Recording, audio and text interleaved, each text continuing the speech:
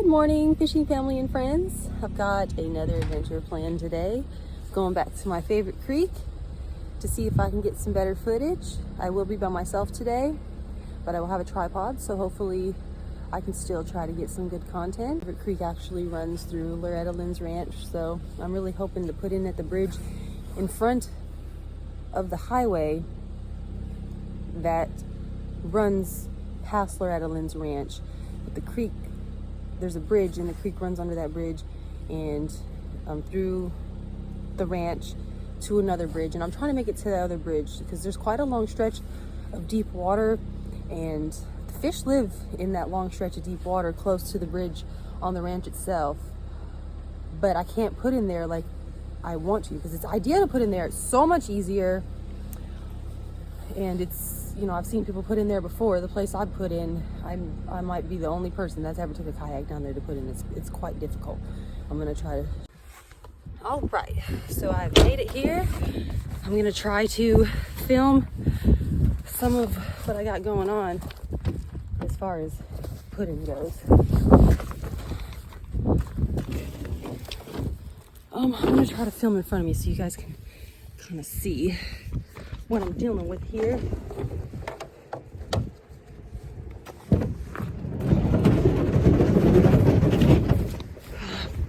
I'm just gonna drag my kayak. This incline to get to the bank is fairly easy. There's kind of a path already carved out here. It was actually here before I started coming down here to put in, so I know people fish down here.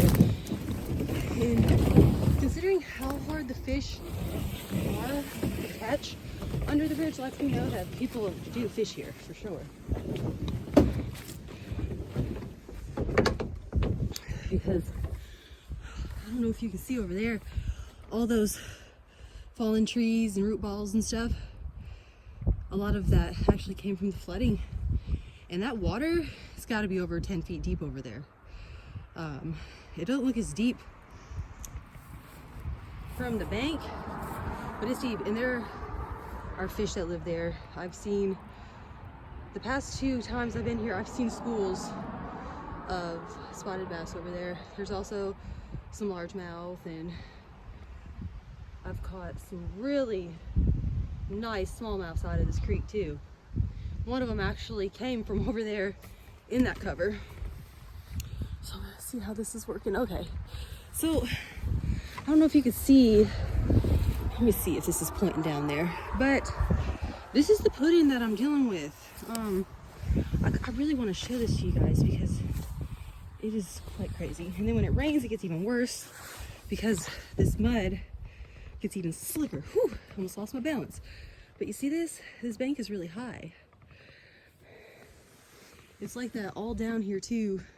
But this is the best place that I could find to actually put in over here, because we usually put our kayaks right there and we gotta carefully get in because it can be quite difficult, and it can get, excuse the corny glasses, they look really weird when I wear them with my earmuffs, but I'm cold. So I was trying to avoid starting the adventure with going upstream, but going upstream from here has never failed me on minnows.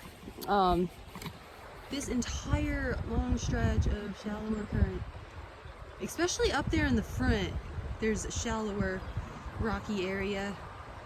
And not even a week ago, there was a ton of schools of baitfish up there.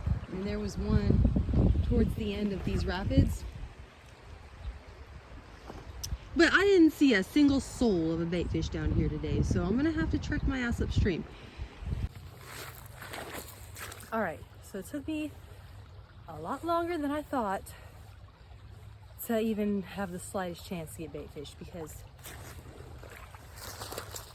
I see something flashing. I don't know if it's the stone rollers that I would typically catch for baitfish, but there's some pretty big silvery flashes in front of me here, but it's deeper water. And there's a lot of rocks there. It's kind of taking a shot in the blind as to whether or not I'm gonna be able to get any. Now, I'd be happy if I get 2 up out of here, but there's quite a few there. I'm not exactly sure what they are, But I'm gonna try to walk out there and catch them, and I'm gonna try to get it on film. And it's gonna be probably one of the harder cast netting experiences ever, because this water looks shallow, but it's probably gonna end up in my boots. So I'm gonna let y'all check me out.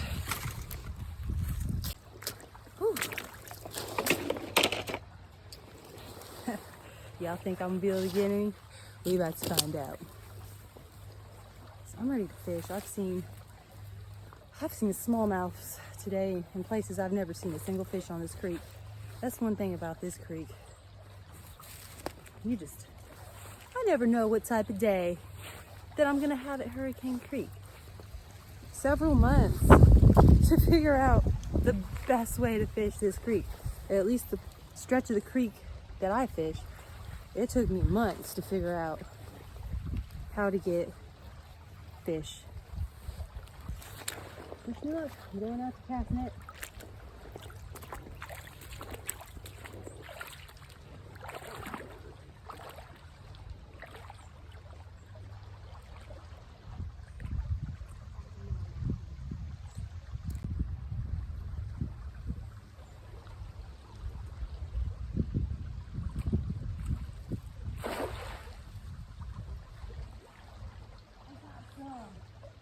Not many, but give me a little bit of hope that I'm not going to have a fish this day after all. Because I found baitfish. I only had to soak my boots to get to. All right, so I've made it to my new hole here on Hurricane Creek that I fished on Saturday and had tremendous success.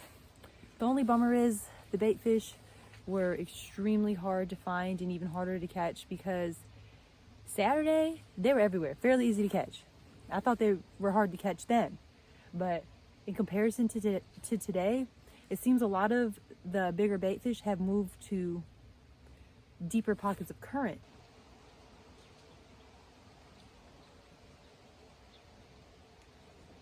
Fish on, y'all.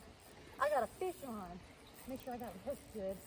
It's probably a smallie. Well, it's diving, so it might not be. I'm gonna tell him what we got about it. This hole. He did though. It's a crazy spot. Yep. Let's get him before he wiggles his way out of here.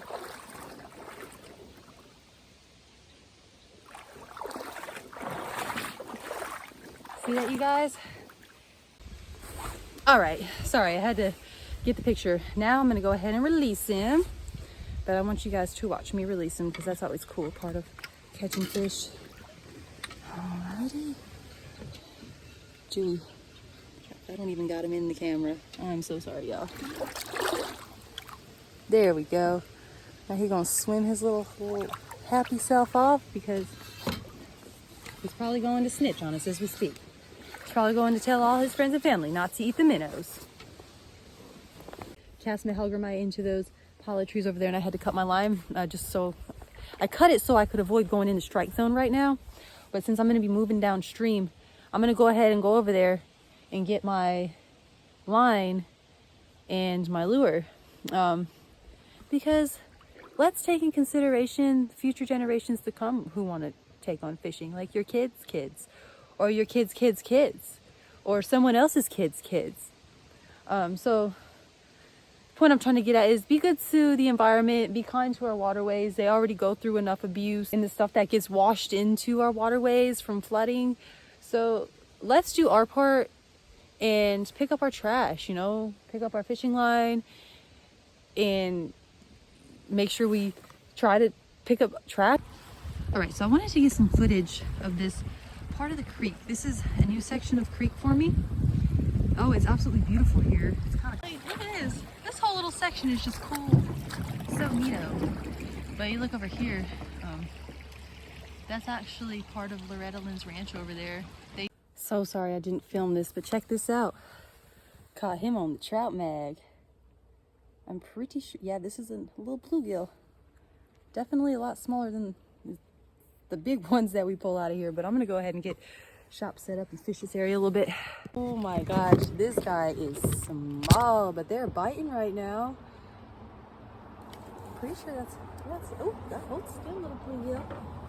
That's a little bluegill right there. thing is tiny. This trout magnet can catch a small fish. I'm just using the basic pearl white one too. Yeah, little tiny bluegill right there. That is so fun. All right, I'm gonna let him go. There's all kinds of bluegill here. I'm gonna try to catch a couple more.